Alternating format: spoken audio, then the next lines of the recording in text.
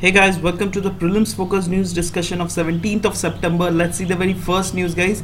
First news is about a regional vocational training institute which has now been set up in a southern state of Telangana. So it is the first of its kind basically, which is a regionally focused vocational training institute, right? Earlier also there were many institutes through which women's and normal other workforce used to get different sort of training, but this is the first of its kind which is focused on region. Remember it, all right?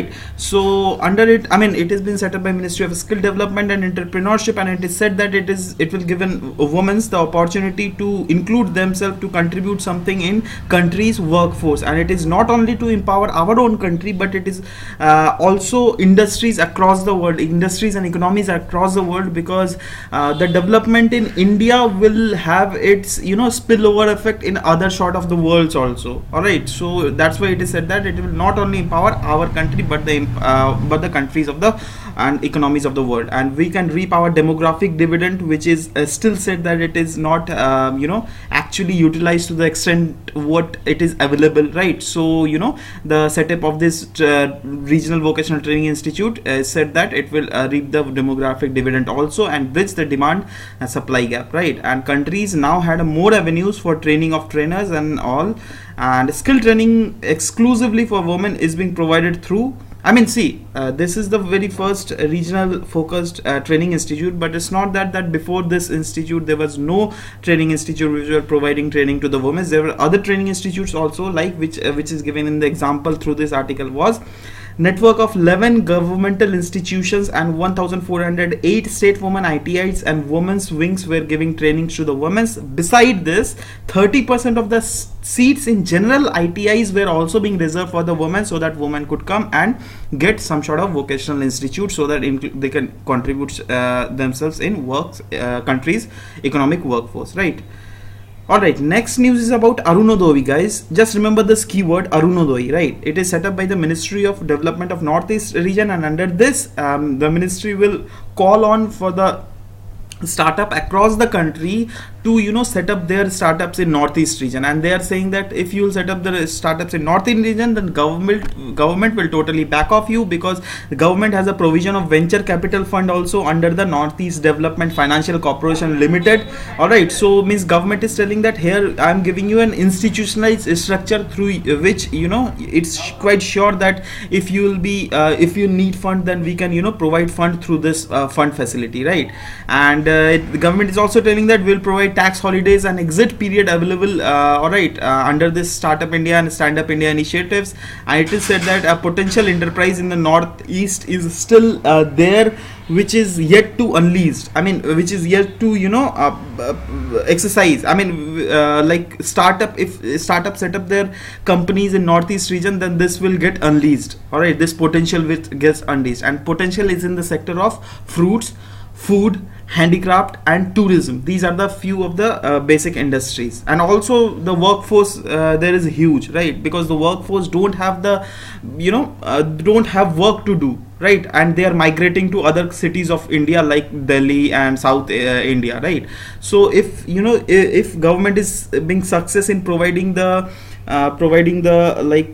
facility there itself in Northeast region, then they don't have to migrate to other parts of the country, and they can earn their livelihood in a better condition through their home place only, right? So alright guys, next was about Yudh Abhyas. It is basically a joint military exercise between India and the United States armies, and soldiers from both the countries will get to practice the counter insurgency tactics and counter terrorist operations, which are being which is sort of a blot in the countries, in both the countries, because both the countries are affected by this terrorism, right? So if both the countries will cooperate in counter insurgency and terrorism activities, then in future we can we can contain these activities in our soil, right? So that's why this is a joint military exercise between India and US armies. Next news is about a state capital region, just like the national capital region of Delhi. The government of Assam will also form a state capital region.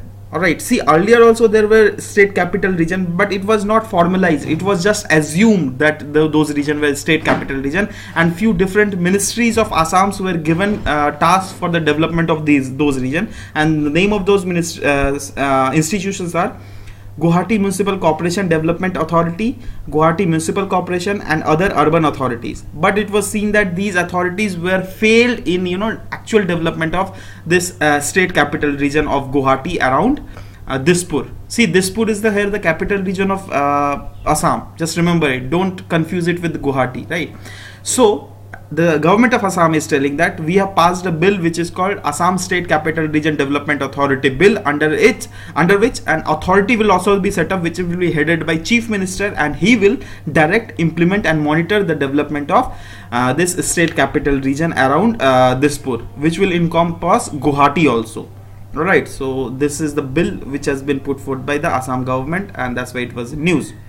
Now next news is about snow leopard, guys. It is very good news actually, because earlier the snow leopard were in IUCN's endangered category, but after assessment process by different experts related to the wildlife and environment, they have accessed their numbers, and they have come to the decision that okay, now their status in IUCN will be shifted from endangered to vulnerable category. All right, and vulnerable category is the least, better. It provides a better and favorable statistics than the endangered category. All right. So yeah, it is being announced by the International Union of Conservation of Nature, and it is being done by the experts after 3-year assessment process. All right, and they have warned that they have said that okay, they are now shifted to vulnerability category, but still they are very much vulnerable species, right? So they have also warned that these species still face serious threat from poaching and habitat destruction. And a few of the information about this snow leopard are given, that they are found in peaks of Central Asia, including Himalayas and Russia's remote Altai mountains, right? And they're usually found at the elevation of 3000 to 4500 meter. All right. Okay, next news is about Indo-Japan relation, guys. Actually, the Prime Minister of Japan, Mr. Shinzo Abe, was in visit of India. So we have signed many a deal. So few of the deals are written below, guys. The first deal is about India has jointly cooperated with Japan with a variety of development project in the Northeast, ranging from connectivity infrastructure such as roads and electricity, water supply, sewage, forest resource management, and biodiversity. See, now the question arises, why Japan wants to invest in that region? The first reason being because China don't want any other country to invest in Northeast region, because Arunachal Pradesh also comes in Northeast region, right? And China claim it to be their region. All right, so this is very first point.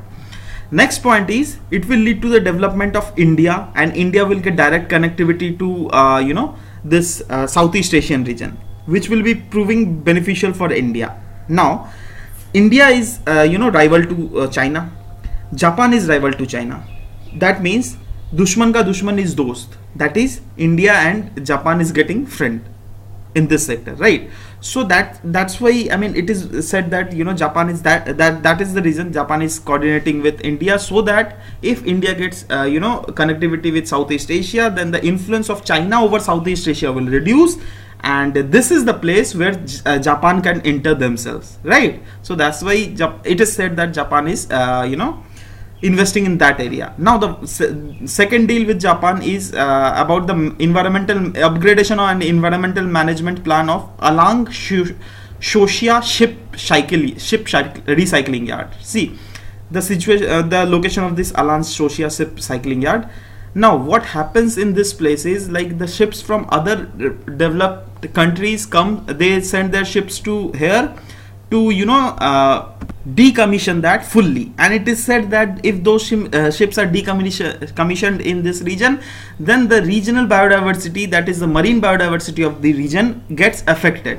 All right, and these developed countries don't want their territorial water to get polluted. See, if they are sending their ships, then they are it's quite sure that they are giving some sort of money to India. That's other thing. But the thing here, the catch is, like, our environment is getting affected. So, but now what is the motive of Japan through investment in this Alang Shoshia shipyard? Because Japan also wants to send their ship to here. You got it?